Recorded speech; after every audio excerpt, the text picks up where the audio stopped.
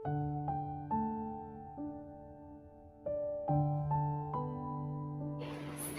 किंमत आणि दर्शनी किंमत काय असते हे पाहायचं आहे। मग एक संख्या घेऊया आपण 25। ही जी 25 संख्या आहे, ह्या 25 संख्येची पहिल्यांदा आपण स्थानिक किंमत पाहूया। मग आपण पहिली दुसरीला शिकलो आहोत की स्थानिक किंमत ही आपण कशी ठरवतो। संख्येची स्थानिक किंमत ही त्याच्या स्थानावरून ठरत असते।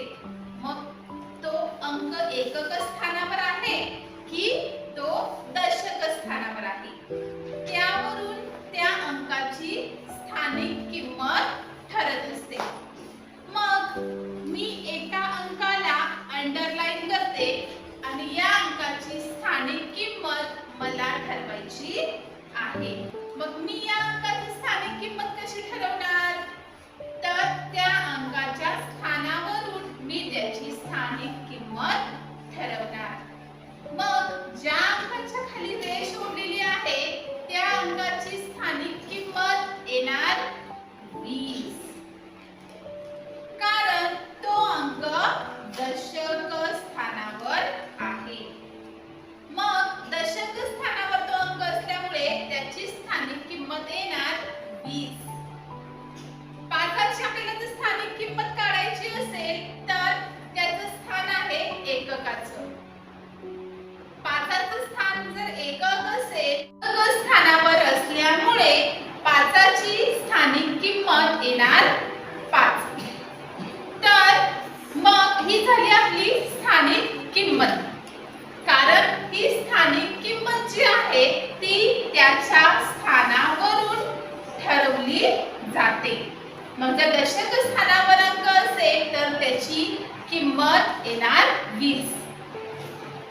एकक स्थानावर असेल तर जो अंक असेल तेवढीच त्याची किंमत असते। ही झाली स्थानिक किंमत। आता आपण आणखी एका स्थानिक किमतीविषयी बघूया। 3 अंकी संख्या आपण घेऊयात आणि 327 या अंकाची स्थानिक किंमत आपण ठरवूयात। मग आता पहिल्यांदा 3ची स्थानिक किंमत जर मला ठरवायची असेल तर 3चं स्थान कोणतं आहे, 3चं स्थान आहे शतकाचं। जर 3चं स्थान जर शतकाचं आहे तर शतकामुळे त्याची किंमत येणार 3 गुणिले 100 बरोबर त्याची किंमत येणार 300। मग ही झाली 300 त्याची स्थानिक किंमत। ही काय झाली त्याची स्थानिक किंमत। स्थानिक किंमत ही त्याच्या स्थानावरून ठरवली जाते। मग तो अंक ज्या स्थानावर असेल त्या स्थानाची किंमत त्याला प्राप्त होते। जर मला दशक स्थानाची स्थानिक किंमत ठरवायची असेल तर हा दशक स्थानावर 2 हा अंक आहे आणि म्हणून 2ला दशक म्हणजे किती, दशक म्हणजे 10। तर म्हणून 2 या अंकाची स्थानिक किंमत येणार 20। कशी ठरवायची ते आपण शिकलो। स्थानिक किंमत आपण ठरवली, संख्येमध्ये ती पाहिली।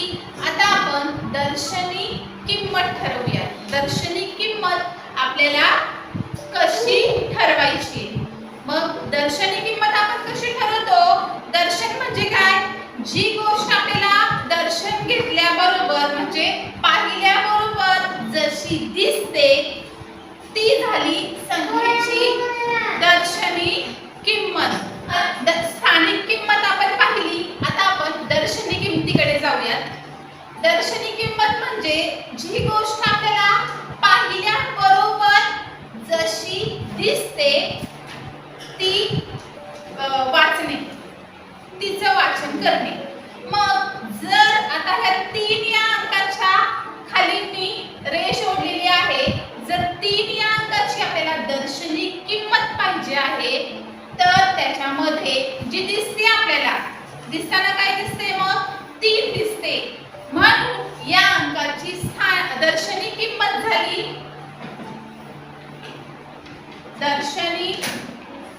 दर्शनी किंमत म्हणजे जो अंक आपल्याला पाहिल्यावर दिसतो म्हणजे 0 ते 9 पर्यंत जे अंक असतात 9 अंक तर ते अंक ज्या स्थानावर असतील ती त्यांची दर्शनी किंमत होत असते. मग जर मला 8ची दर्शनी किंमत ठरवायची असेल तर 8ची दर्शनी किंमत किती येणार मग 8 येणार. 8ची दर्शनी किंमत किती येणार 8 येणार. म्हणजे जी किंमत आपल्याला दिसते पाहिल्याबरोबर जो अंक आपल्याला दिसतो पाहिल्याबरोबर ती झाली त्याची दर्शनी किंमत. दर्शनी किंमत ठरवणं खूप सोपं आहे कारण स्थानिक किंमत मध्ये आपल्याला त्याचं स्थान विचारात घ्यावं लागतं. तसं दर्शनी किंमतीत नाही. तो अंक जो दिसत आहे ती झाली त्याची दर्शनी किंमत. मग इथं एकाची दर्शनी किंमत विचारली तर दिसताना आपल्याला तो अंक 1 दिसत आहे म्हणून त्याची दर्शनी किंमत झाली 1. त्याची दर्शनी किंमत एकाची दर्शनी किंमत झाली 1. 3 हा दिसताना आपल्याला 3च दिसतो आहे म्हणून 3ची दर्शनी किंमत झाली 3. आणि 8ची दर्शनी किंमत झाली 8. अशा प्रकारचे उदाहरण स्कॉलरशिप परीक्षेला, बीटीएस परीक्षेला, एमटीएस परीक्षेला हमखास विचारले जातात. तर तो प्रश्न वाचूया आपण आता. 240 या संख्येतील 4ची स्थानिक किंमत व दर्शनी किंमत यातील फरक किती? बघा, पहिल्यांदा तर प्रश्न आपण व्यवस्थित वाचून घ्यायचा आहे. जर प्रश्न आपण व्यवस्थित वाचला तर आपल्याला तो प्रश्न आकलन होणार आहे आणि जर तो प्रश्न आपल्याला आकलन झाला तरच तो आपण प्रश्न सोडवू शकतो, अन्यथा आपल्याला तो प्रश्न समजणार नाही. मग ही जी संख्या दिलेली आहे 240 या संख्येची आपल्याला स्थानिक किंमत आणि दर्शनी किंमत याच्यातला फरक काढायचा आहे म्हणजे आपल्याला तुलना करायची आहे. मग 240 या संख्येतील दोन्ही किमती आपल्याला लागणार आहेत, त्याची स्थानिक किमतीची पण आणि दर्शनी किंमतही. पण 4च्याच दोन्ही किमती काढायच्या आहेत. 4ची स्थानिक किंमतही काढायची आहे आणि दर्शनी किंमतही काढायची आहे. चला मग बघूया. 4ची पहिल्यांदा आपण स्थानिक किंमत काढूयात. 4ची स्थानिक किंमत मग 4ची स्थानिक किंमत आहे 40 कारण तो दशक स्थानावर आहे आणि त्यामुळे त्याची स्थानिक किंमत येणार 40 कारण तो दशक स्थानावर असल्यामुळे आपण 4 गुणिले 10 केलंस तर 40 येईल. तसंच याच अंकाची आपल्याला दर्शनी किंमतही काढायची आहे. मग 4चीच आपण काढू दर्शनी किंमत. मग दर्शनी किंमत म्हणजे पाहिल्या बरोबर आपल्याला जो अंक दिसत आहे 4 म्हणून याची दर्शनी किंमत आहे 4. आता आपल्याला जर तुलना फरक काढायचा असेल तर आपण एकच क्रिया करतो ती म्हणजे वजाबाकीची. त्याच्यामुळे आपल्याला फरक काढता येत असतो. जर या दोन संख्येची आपण वजाबाकी केली तर आपल्याला उरलेलं जे उत्तर आहे तो आपल्याला त्याचा फरक. आता आपण स्थानिक किंमत काढलेली आहे आणि दर्शनी किंमतही काढलेली आहे.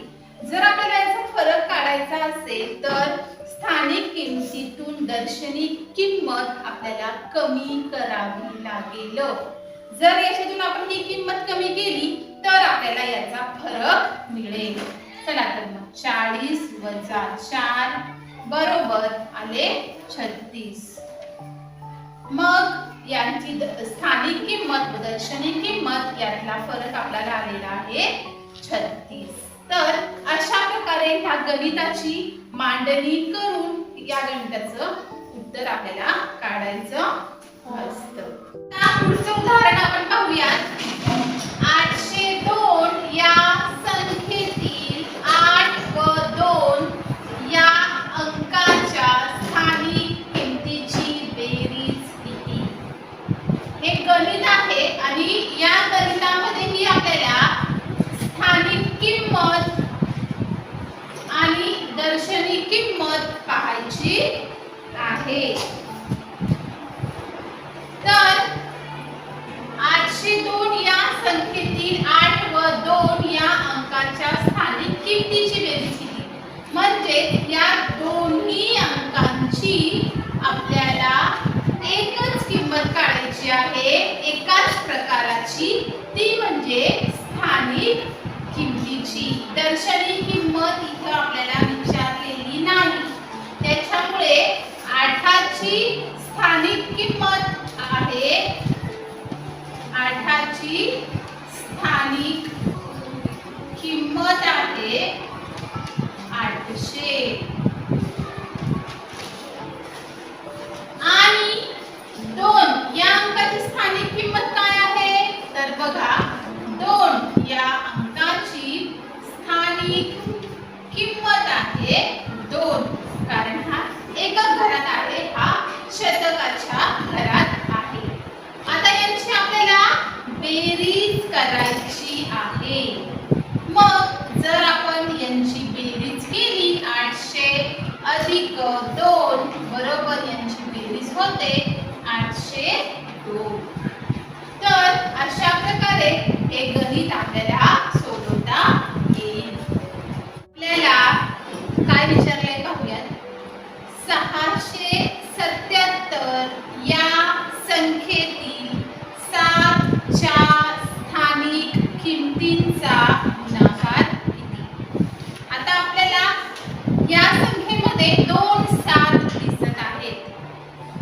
तर या दोन्ही 7चा गुणाकार, स्थानिक किमतींचा गुणाकार आपल्याला करायचा आहे.